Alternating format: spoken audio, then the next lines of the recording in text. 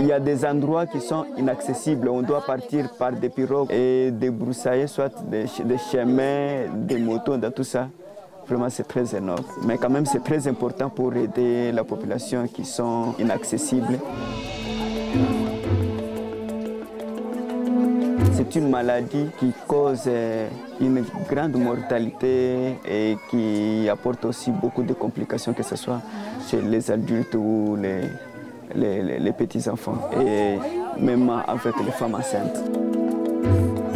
It can be explained by a breakdown of the malaria control, so no prevention, not insufficient treatment and lack of drugs. Congo is a huge country. Malaria is one of the main diseases, and it's clear that this is way too big for MSF to manage on our own.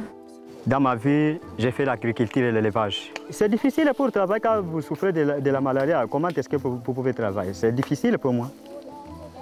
Il y a eu le cas de malaria qui a beaucoup existé. Bon, j'ai constaté que c'était par absence de médicaments.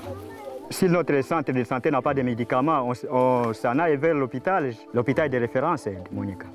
À partir d'ici, pour rejoindre Monyeka, il y a 40 km. Alors, pour fréquenter, il faut aussi les moyens de transport. Pour en avoir les médicaments, il faut de l'argent. Si vous n'en avez pas, alors comment est-ce qu'on peut en avoir des médicaments?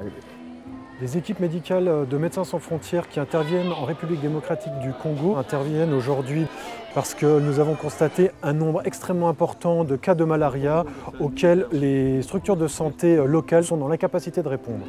La population locale dans ces zones hésite très souvent à se rendre dans les hôpitaux et les centres de santé environnants car il est très difficile pour eux de s'y rendre dû à un manque de moyens de locomotion et aussi parce que le coût des soins de santé est élevé pour une population qui a des moyens extrêmement limités. Des longues distances à parcourir aussi. Dans les centres de santé en question, il n'y a pas de médicaments. Ça donne un peu des barrières pour l'accès aux soins. Aujourd'hui, les équipes médicales interviennent massivement dans différentes zones, mais nous demandons aussi aux acteurs humanitaires et au ministère de la Santé de répondre aussi aux besoins de sa population.